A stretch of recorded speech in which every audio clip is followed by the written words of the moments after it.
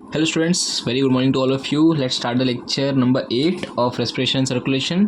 इसमें हम लोग क्या देखने वाले हैं, circulatory system in human beings, और हम लोग देखेंगे आरबीसी. ठीक है, कुछ बेसिक इन्फॉर्मेशन है वो देख लो. सर्कुलेटरी सिस्टम पे इतना ज़्यादा कुछ खास क्वेश्चन पूछने के चांसेस नहीं है, बट कुछ पॉइंट है वो जो रेयरली पूछ सकते हैं, बट बेसिक हमको आरबीसी पे क्वेश्चन पूछेंगे तो पूछेंगे. ठीक है, सबसे पहले बेसिक याद रखो, सर्कुलेटरी सिस्टम अपना ह्यूमन बींग्स जो है उसको 2 पार्ट में डिवाइड किया. एक तो आपका डिवाइड किया गया है, एक तो आपका ब्लड वेस्कुलर सिस्टम आ जाएगा, सेकंड अपना लिम्फेटिक सिस्टम आ जाएगा. ठीक है, ब्लड वेस्कुलर सिस्टम में आपको कौन से पार्ट इन्वॉल्व है, मतलब क्या क्या इन्वॉल्व है. दैट इज सबसे पहले आपका ब्लड इटसेल्फ. नेक्स्ट अपना क्या है, हार्ट. वेसल में आपके 2-3 चीज़ आ जाते हैं. यहाँ पे आर्टरीज आ गए, वेन्स आ गए, आप यहाँ पे कैपिलरीज ऐड कर दो. ठीक है, कैपिलरीज. अच्छा, फंक्शन क्या है इसका, what is the function of blood vascular system. वैसे तो बहुत सारा उसका फंक्शन है, बट बेसिक आप ये देख लो. That is gas transport, that is O2 and CO2. Homeostasis maintain करना, दैट इज़ क्या बोलते हैं, कोई भी टेम्परेचर मेंटेन करना, pH मेंटेन करना, ऑस्मोटिक बैलेंस इन मेंटेन करना. ठीक है, आयंस का लेवल मेंटेन करना. ठीक है, और प्रोटेक्शन बोल सकते हैं. प्रोटेक्शन हमारे काम आते हैं, दैट इज़ डिफेंस मैकेनिज्म में काम आएंगे. हमारे क्या बोलते हैं वो ब्लड क्लॉटिंग में काम आते हैं. ब्लड क्लॉटिंग मतलब क्या, कि कहीं पे कुछ कट वगैरह लग गया तो उसको प्रोटेक्ट करने में काम आते हैं. फंक्शंस बहुत सारे हैं, बट 2-3 फंक्शन यहाँ पे लिखा हुआ है. और किस में काम आ सकते हैं, ट्रांसपोर्ट ऑफ अमीनो एसिड्स में काम आ सकते हैं. ठीक है, तो बेसिक ये सब फंक्शन ऐसा काम है. ठीक है, नेक्स्ट अपना ब्लड की बात कर रहा हूँ, ये पूरा याद रखना. और क्या हो सकते हैं, और भी ट्रांसपोर्ट ऑफ अमीनो एसिड्स हो गया, ट्रांसफर ऑफ न्यूट्रिएंट्स हो गया. ठीक है, बहुत सारी चीज़ें हैं, बट इतना याद रखो. याद रख सकते हो तो याद रखो. ऐड अगर आपको करना तो ऐड कर लेना, बाकी लोग आगे देखते हैं. अच्छा, व्हाट इज़ ठीक है, सबसे पहले बात ब्लड के बारे में हम लोग क्या देखने वाले हैं. That is study of blood is called haematology. Study of blood is called haematology. सबसे पहला पॉइंट. सेकंड पॉइंट की on an average in humans में 4 to 6 लीटर ऑफ ब्लड पाया जाता है, ये याद रखो. अडल्ट की बात कर रहा हूँ मैं. ठीक है, ब्लड किससे बनता है, ब्लड इज बनता है फ्रॉम एम्ब्रियोनिक मेसोडर्म से, which is found in embryo, ये याद रखना. नेक्स्ट तुम्हारा अगर ब्लड के बारे में और फीचर के बारे में अगर बात करूँगा तो it is slightly alkaline in nature, that is pH around 7.4, 7.35 to 7.45 के आसपास होता है. ठीक है, अप्रोक्सीमेटली 7.35 to 7.44 ऐसा कुछ समथिंग. ठीक है, स्लाइटली सॉल्टी होता है एंड विस्कस होता है, याद रखो. ब्लड कंपाउंड्स की अगर बात करेंगे, ब्लड कंपाउंड्स हम लोग डिवाइड किए into 2 parts. That is plasma and formed elements. Plasma का आपका होता है that is 55% and formed elements होते हैं दैट इज़ आपका 45%. ठीक है, अब प्लाज्मा के बारे में कुछ इन्फॉर्मेशन देख लो बेसिक. कैसा आपका स्ट्रॉ कलर है, स्ट्रॉ कलर हो गया, विस्कस फ्लूइड है, ये याद रखो. ठीक है, नेक्स्ट अपना पॉइंट क्या है कि आपका मतलब प्लाज्मा में क्या क्या कंटेन करता है. ठीक है, सबसे पहले आपका यहाँ पे अगर प्लाज्मा की बात करो तो 90% मोर देन मतलब अप्रॉक्सीमेटली 90% आपके यहाँ पे वाटर होता है. इलेक्ट्रोलाइट्स होगा, amino acids, salts, proteins main example याद रखो. मेन 3 प्रोटीन जो होते हैं that is fibrinogen, globulin and आपका दैट इज़ एल्ब्यूमिन. ठीक है, फिब्रिनोजेन का काम क्या है तुम्हारा, क्या करेंगे, आपका ब्लड क्लॉटिंग में हेल्प करेंगे. यहाँ पे लिखा नहीं है, बट आपको अगर एडअप करना है तो एडअप कर लो उसको. ठीक है, फंक्शन पूछ सकते हैं एग्जाम में. ग्लोबुलिन का काम तुम्हारा क्या है, ये तुम्हारे क्या करते हैं, एंटीबॉडी डिफेंस मैकेनिज्म में तुम्हारे काम करते हैं और तुम्हारे मतलब माइक्रोब्स को किल करने में काम आता है. एल्ब्यूमिन की अगर बात करो तो एल्ब्यूमिन तुम्हारा एलर्जिक रिएक्शन में काम आता है. ठीक है, याद रखना. नेक्स्ट तुम्हारा पॉइंट ये है कि दैट इज फॉर्म्ड एलिमेंट्स आपके यहाँ पे 3 पार्ट्स होते हैं. That is RBC, WBC and platelets. RBC also called erythrocyte, WBC also called leucocyte and platelet also called thrombocyte. तो इस लेक्चर में हम लोग सिर्फ यहाँ पे आपका RBC देखेंगे. WBC एंड प्लेटलेट्स जो है आपका वो नेक्स्ट लेक्चर में देखने वाले हैं. ठीक है, तो बेसिक आपको यहाँ पे ध्यान दो. नॉर्मल अगर मैं रेंज की बात करूँ तो मेल्स में कितना होता है, दैट इज़ 4.4 to 5.5 मिलियंस पर mm3.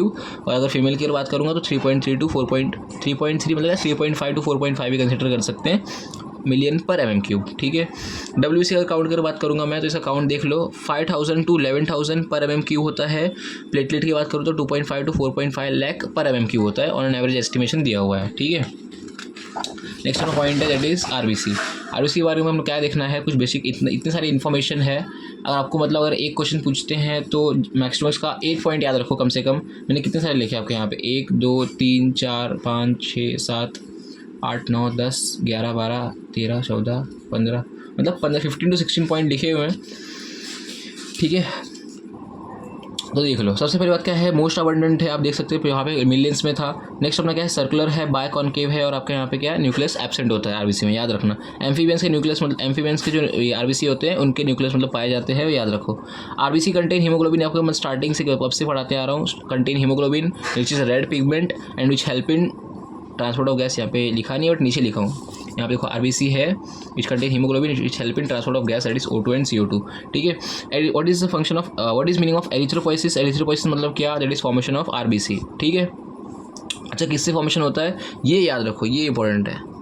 That is reticulocyte also called haemocytoblast cells. ठीक है, अगर हीमोसाइटोब्लास्ट नहीं दिया हुआ है, एरिथ्रोसाइटोब्लास्ट दिया है तो एरिथ्रोसाइटोब्लास्ट भी टिक कर सकते हो। ठीक है, अच्छा what is erythro spelling wrong है, ठीक है, एरिथ्रोपोइटिक ऑर्गन। एरिथ्रोपोइटिक ऑर्गन तुम्हारे क्या होते हैं? दैट इज अडल्ट में अगर बात करेंगे दैट इज बोन मैरो होता है which is present in the bone. अगर फीटस की अगर बात करूँगा तो तुम्हारा क्या है मतलब erythropoietic organ that is liver and spleen. What is erythropoietic organ मतलब क्या कि जो तुम्हारा आरबीसी बनाता है। ठीक है, उसको ही बोलते हैं एरिथ्रोपोइटिक ऑर्गन।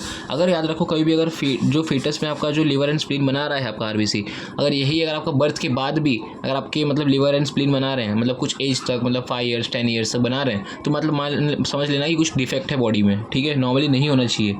ठीक है, रिक्वायरमेंट की बात करूँ अगर आरबीसी आपको बनाना है तो vitamin B12, vitamin B9, haem and आपका आयरन, ये 4 चीज़ की आपको जरूरत पड़ती है, याद रखना ऑलवेज। अगर B9 B12 नहीं होगा तो इससे आपको मतलब मेगालोब्लास्टिक एनीमिया होता है, ये ऑलवेज याद रखो।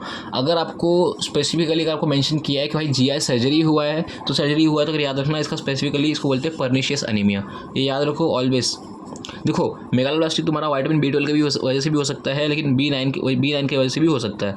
लेकिन अगर स्पेसिफिकली अगर आपको पूछे कि भाई आपका सर्जरी हुआ है मतलब GI का सर्जरी हुआ है गैस्ट्रो इंटेस्टाइनल ट्रैक्ट का, तो उसमें स्पेसिफिकली मतलब कौन सा टाइप का मतलब हमारा ये अनीमिया हो सकता है। अनीमिया मतलब क्या? दैट इज डेफिशिएंसी ऑफ अपना आरबीसी। ठीक है, या फिर बोल दो कि डेफिशिएंसी ऑफ हीमोग्लोबिन। तो इसमें आपका क्या है कि अगर अपन ये GI सर्जरी बोला तो आपको पर्निशियस एनीमिया आएगा। Pernicious anaemia due to deficiency of vitamin B12। अभी आपका होता क्या है विटामिन B12 आपका यहाँ पे एब्जॉर्प्शन नहीं हो पाता है। अगर एब्जॉर्प्शन नहीं हो पाएगा तो आपका ठीक से आरबीसी नहीं बन पाते हैं। ठीक है, नेक्स्ट इसमें इतना याद रखो, बाकी और क्लिनिकल याद रखने की जरूरत नहीं है, इतना बहुत हो गया। पॉलीसाइथेमिया मतलब क्या होता है? जब आपका आरबीसी का नंबर आपका बढ़ जाएगा उसको बोलते हैं पॉलीसाइथेमिया। ठीक है, अब आप बोलोगे सर पॉलीसाइथेमिया अगर बढ़ गया तो अच्छी बात है ना, इसमें कौन सी बड़ी बात है? ये क्लिनिकल कंडीशन भी आपका हो सकता है।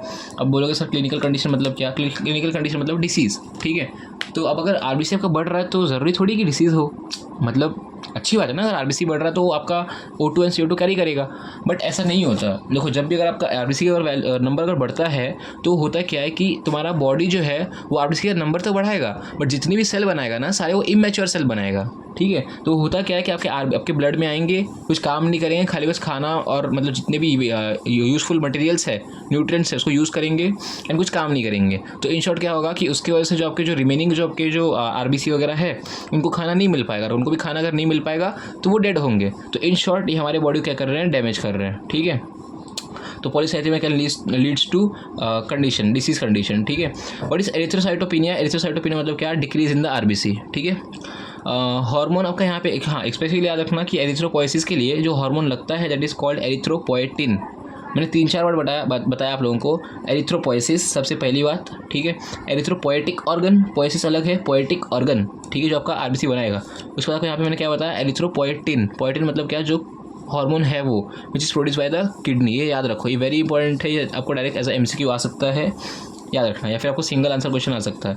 ठीक है, इमेच्योर आरबीसी होते हैं, they are contain all cell organelles. ठीक है, उनके पास सारा सेल ऑर्गेनिल्स होता है, न्यूक्लियस होता है, माइटोकॉन्ड्रिया होगा, जितने भी चीज़ प्रेजेंट है उतने होंगे। लेकिन जो मैच्योर आरबीसी होता है उनके पास तुम्हारे nucleus, mitochondria and other organelles तुम्हारे कहते हैं एब्सेंट होते हैं, याद रखना।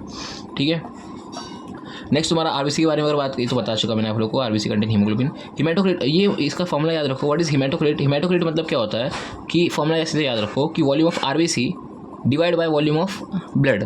इसका बेसिकली अगर आप देखोगे तो एक ऑन एन एवरेज अगर मैं एस्टिमेशन निकालूं तो volume of RBC on an average कुछ अराउंड 0.4, अगर 1 के हिसाब से अगर कंसिडर करना है तो 0.45% आपका मतलब ये वॉल्यूम ऑफ आरबीसी होता है। 0.40 पकड़ लो चलो, 40, और वॉल्यूम ऑफ ब्लड की बात करें तो ऑफकोर्स 100, तो अप्रॉक्सीमेटली 40% आपका हिमेटोक्रिट की वैल्यू आती है। तो ये याद रखना। ठीक है, तो आपको ये पूछ सकते हैं। ठीक है, बाकी कुछ डाउट अगर रहेगा तो मुझे पूछ लो, हम लोग नेक्स्ट लेक्चर में देखेंगे आपका WBC एंड प्लेटलेट। ठीक है, बाकी remaining like share and subscribe my channel. ठीक है, थैंक यू।